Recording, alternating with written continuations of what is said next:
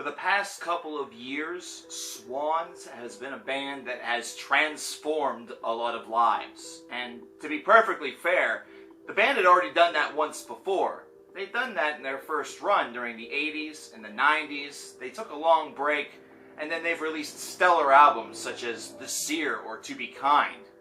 But here we are with The Glowing Man. And this is a very important album, principally because Michael Gira has stated that this is the final album of this version of Swans, which basically, I'm assuming, and from what he is stating, means that whatever album that Swans does next is going to involve a different cast, which also might mean that it may involve a different sound. Myself personally, I'd be just fine with this, and I'm sure a lot of others would be as well, considering Swans has seen a real uptake whenever it comes to critical acclaim, not to mention name recognizability. But, hey, artists, what are you going to do? So we need to talk about The Glowing Man. We need to talk about the 2 hours worth of material that is Glowing Man out of these 8 tracks. And we're going to try to do this as concisely and as quickly as possible. You know, that way we're not here for 2 hours. But if there's one thing that To Be Kind and The Seer have both prophesied to us before this, is that it's going to be a long experience. It's going to be one that is filled with a lot of droning, a lot of instrumental building, a lot of atmosphere creation. And it's something that's also going to not necessarily need a laundry list full of lyrics in order to accomplish this. In fact, in most parts, the same amount of lyrics could easily fill perhaps a song of 3 to 4 minutes of length. So think of it like this. Think of it like you're at the symphony, but instead of it all being just a purely musical experience, there is the occasional vocal here and there in order to maybe set or amplify some tone or some mood. That's essentially what Swans is. This feels like a symphony.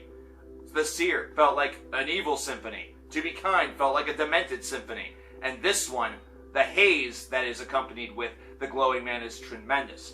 Especially whenever you get into the very first 2 tracks, Cloud of Forgetting and Cloud of Unknowing. These 2 clouds, if you wanted to combine them into one movement, if you wanted to combine them into one motion, cover 38 minutes of this album.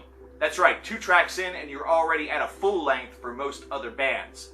And here's the thing. Those other bands, that full length might be kind of par for the course. This is tremendous. This is absolutely astonishing. I love this work, principally because of that atmospheric depth, because of the way in which they build layers upon what they do. It's not something that necessarily the droning takes control. This isn't sun worship. This isn't earth worship. This isn't early worship of perhaps what you've heard from Boris. This is instead something that's very calculated, especially Cloud of Unknowing, which I consider to be my personal album highlight for this disc.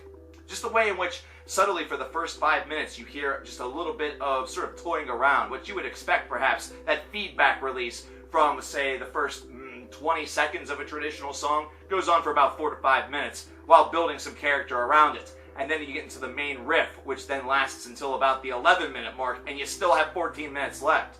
The influence of those tubular bells that you hear at the 17-minute mark, that crescendo, the first one that you hear at the 10-minute mark, this song has it all. It speaks with character, it drones with character, and it is the literal musical manifestation of drugs. That's the one thing that I will say. Whenever you listen to this, if you have a little bit of that sort of unknown feeling, but you also feel exceptionally chill, if you feel especially kind of well-suited, if euphoria seems to be the first word on your tongue, if motion seems like it's on autopilot, it's because Cloud of Unknowing is able to offer this to a listener. It is a form of musical or at least recreational autopilot that is tremendous. You move on to The World Looks Red and The World Looks Black, and this actually features some lyricism from a Sonic Youth song that Michael was a part of.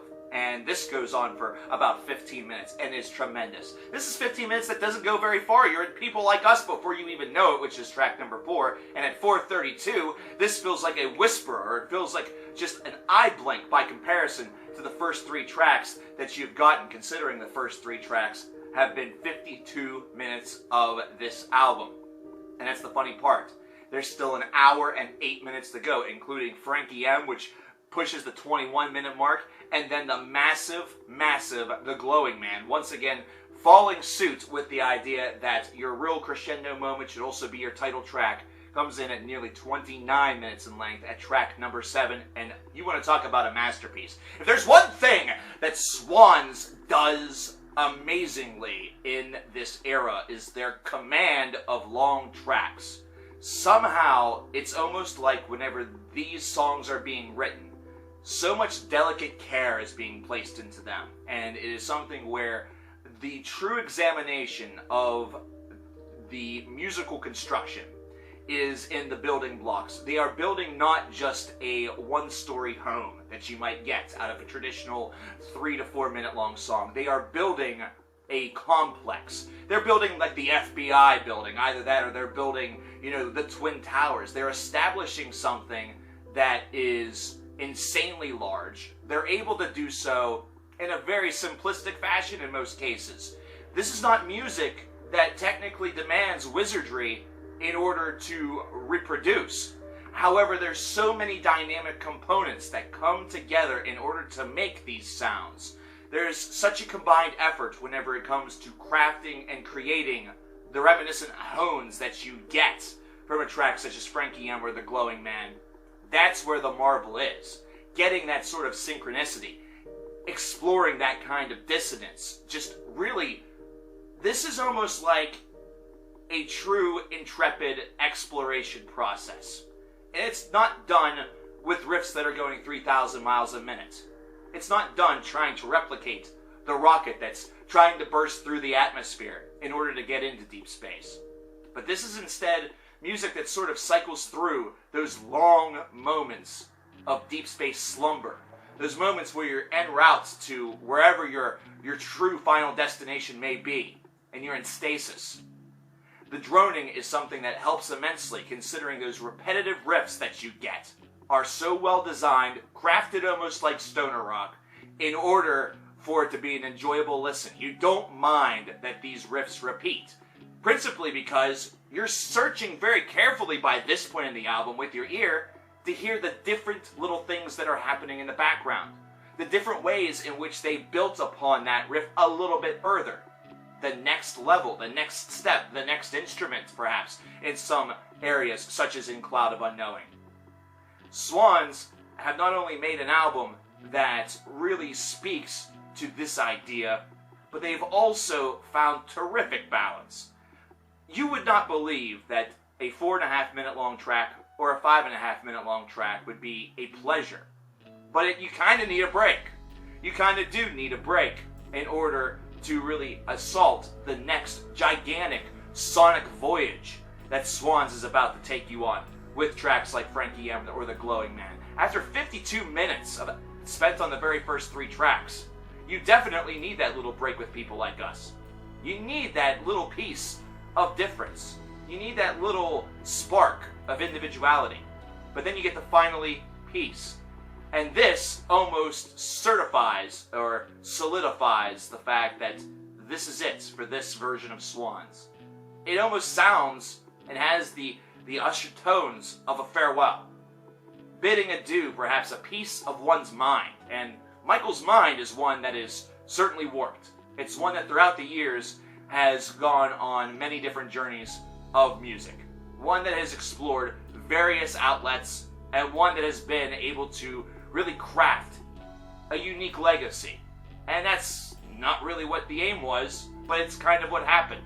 That's kind of what art is. It's kind of what an artist truly, I guess, does, if you want to speak at it from that, level where folks consider it hoity-toity. But in reality, within the process of the mind, creativity, going outside the box, trying new things, not necessarily giving a damn whether or not everybody follows you along for the ride. That's what people like Lou Reed did. Finally, peace is supposed to give you a little bit of peace. But in reality, by the end of it, by the time this near 2-hour journey is complete, you do feel some sorrow. Swans may have gone out with their strongest element out of these 3. The Seer was revolutionary because it was a reinvention that took everybody a little bit by surprise. To Be Kind was one that definitely shocked those that were not on board for the Seer, while also re-solidifying that this band still had a lot of legs left. But now, whenever we get to The Glowing Man, whenever we get to the final piece, perhaps, of this triptych worth of puzzle, we get an album that feels truly and massively complete. One where we expect what we get, but we're still blown away by it. It delivers, and it causes shivers, much like the Seer, much like To Be Kind before it. It's really hard to give a score to this album, principally because there are so many different magical pathways that it takes you down. And that is unique to me. That's something that's unique by itself. To be truly and 100% constructive with it almost aims to defeat the purpose. But considering that's what we do, and considering that does play a slight part in end of the year lists, well, expect this to be top 5 caliber. 96 out of 100. Cannot recommend this enough. I know, it's a long journey. I know, it's 2 hours worth of music. We've talked about longer though. We've talked about albums that were 3 hours.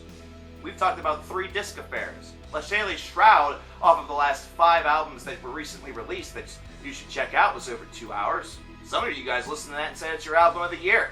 So you've got to check this out. It may seem like a bit of a different beast. That's primarily because it is. And in reality, even in this world where sun exists, where earth exists, forest exists, where the drone movement exists, there's still only one Swans, and this is them. This is the Swans of the 20-teens. The Swans that have just absolutely blown our minds for the past 5 to 6 years. I want to know what you guys think about this album. Let me know in the comments below. My name is coverkillernation. This is going to be really hard to transition from this to the Red Hot Chili Peppers, but we're going to try because that's what's up next. I just lost what I was going to say because I don't even want to listen to that RHCP album right now. I want to go back to this. I want to go back to Cloud of Unknowing. That's probably one of my songs of the year. What do you guys think? Let me know. Comments below. Coverkillernation, that's me. Bye. I'll talk to you later. Peace.